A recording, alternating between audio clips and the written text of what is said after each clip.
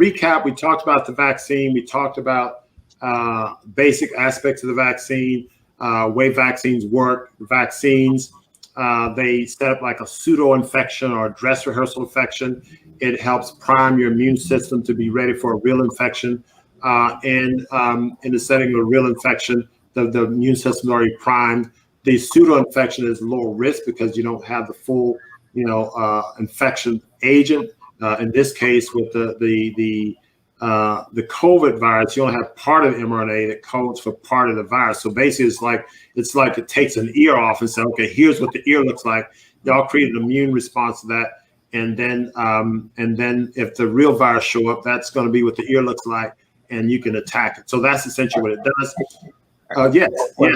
I get one add on. Yeah, that presentation was great. I want to emphasize to the audience that when you mentioned re-emphasize again that the first thing is important is that immunity foundation, because none of this works if immunity is not up to par. If you're already compromised again, or if you just have a low function immune system because of the food and the diet and lifestyle, it's going to be a problem with it working. So we have to start there, and everybody needs to know that.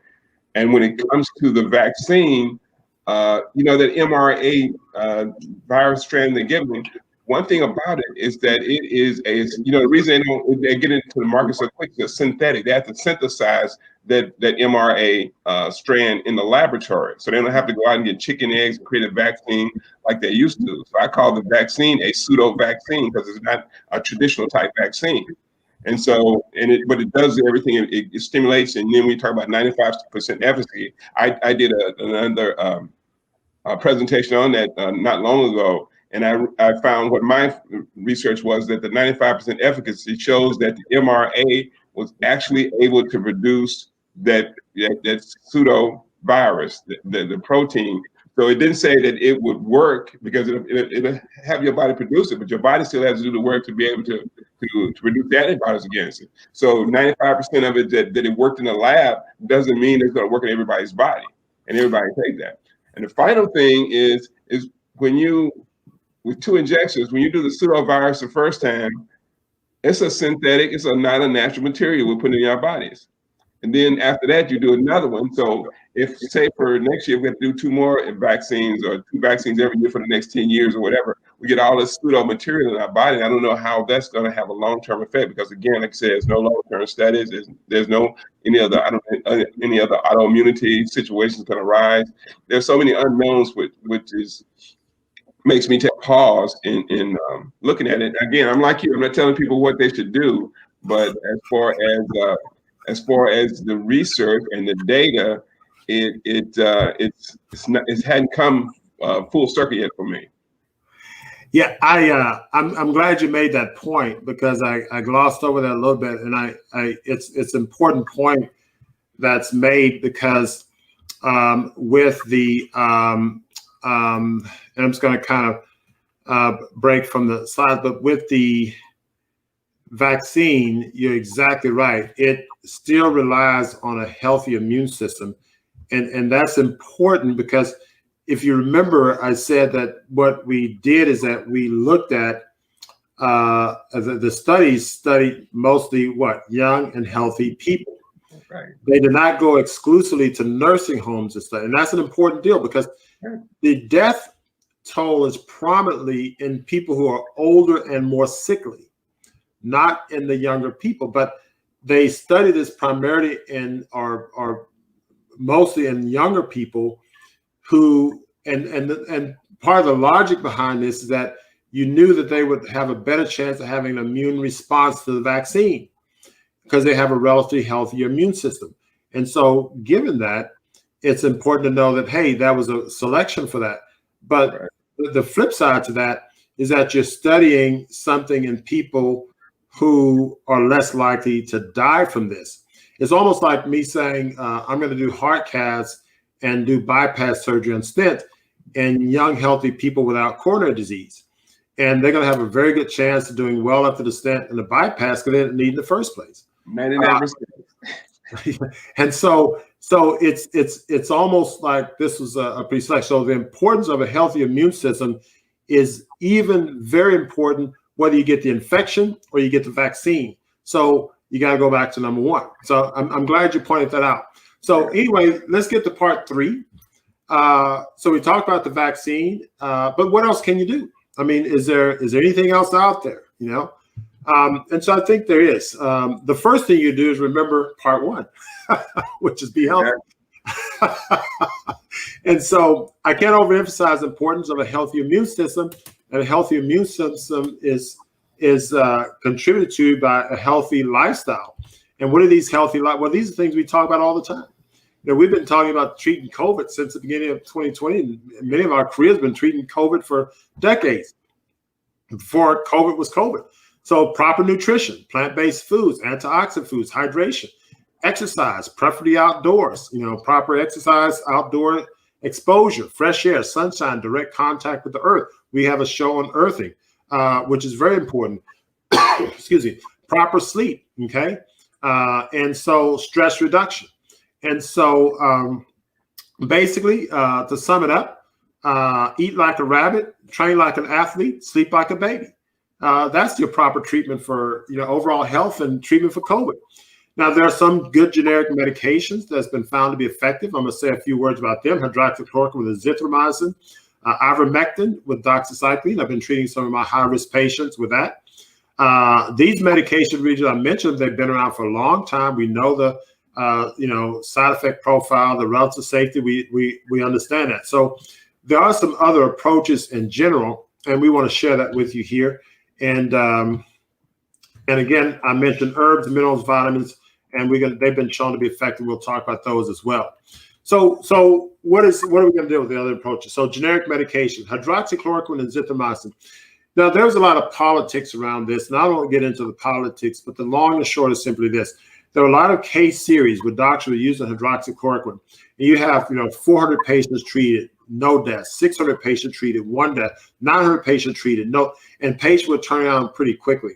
So hydroxychloroquine has been shown to be effective.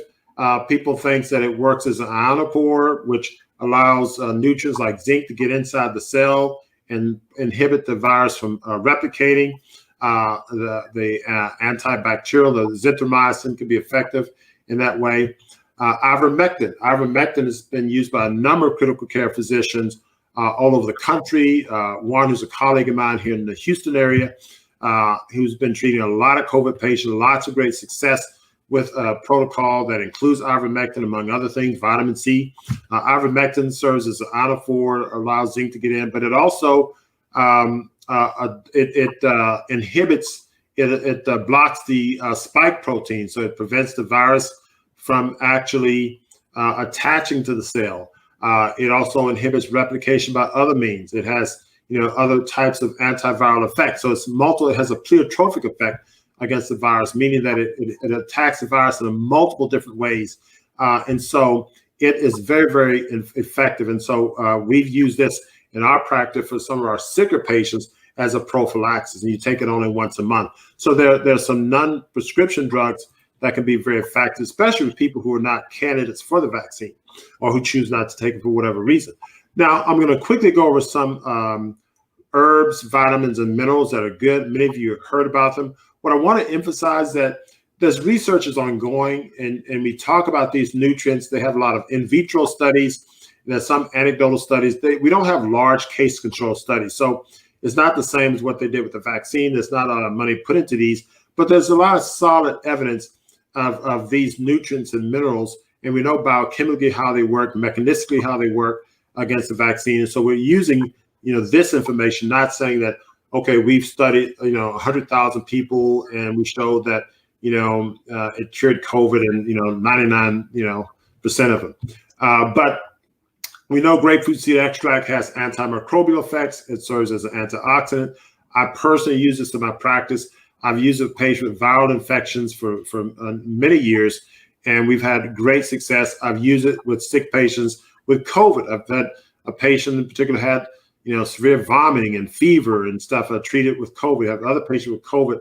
We treat it with this quercetin and zinc, and their symptoms turn around in hours or 24 hours, 48 hours, sometimes 4 hours. So I've had personal experience with this, plus the data we have in vitro data and the like. Zinc again, in combination with quercetin. It strengthens the immune system. It inhibits the replication of the virus by inhibiting RNA-dependent RNA polymerase enzyme that's necessary to allow the virus to replicate. It inhibits this. Vitamin C has generalized antioxidant properties. It can reduce inflammation. So we can use vitamin C in people with systemic inflammation. So if you start off with vitamin C, it can potentially decrease cytokine storm. So an anti-inflammatory process. Vitamin D is very important. Vitamin D is more of a hormone. It has a huge impact on the immune system function. Deficient this vitamin, so many patients with severe COVID have been found deficient in vitamin D. So we know that there's at least an association, and we have mechanisms, biochemical evidence of how mechanistically how vitamin D can work. And glutathione is very important. I'm going to have a few slides just dedicated to glutathione itself. But again, this is a very important antioxidant. So as I said, glutathione, what are the general properties of glutathione? It's a tripeptide which consists of cysteine, glycine, and glutamate. It's the most abundant molecular weight antioxidant. Now, the biochemical properties plays a crucial role in antioxidant defense. It's involved in regulation of various metabolic pathways. It's essential for whole body homeostasis. And again, homeostasis and all these things are really necessary. It's not whether you get the virus or don't get your virus, is how is your house in order? Is your biochemistry or is your physiology in order? If your body is in tip-top shape, then you're going to do well. You're going to fight this virus well. Now, I know people say, oh, the news, I saw on the news as a 45-year-old person runs all this, and they were healthy and they didn't have any disease. They died. Well, I mean, I understand that, but that's not the same thing as being biochemically and physiologically balanced. I mean, Jim Fix was, the running machine, but he had triple vesicle cortical disease because he wasn't biochemically and physiologically optimized. Just because you run and jump doesn't mean that you're optimized physiologically and biochemically. And so there are a lot of things that we talk about doing that helps you do that. There are multifunctional cellular roles, detoxification of foreign and endogenous compounds, protein folding, regeneration of vitamin C. So it helps maintain or recycle other antioxidants. It helps mitochondrial function. Mitochondria is the energy producers of the cells. Antiviral defense. So it has multiple benefits in terms of antiviral defense and pro-immune defense. And so potential antiviral effects.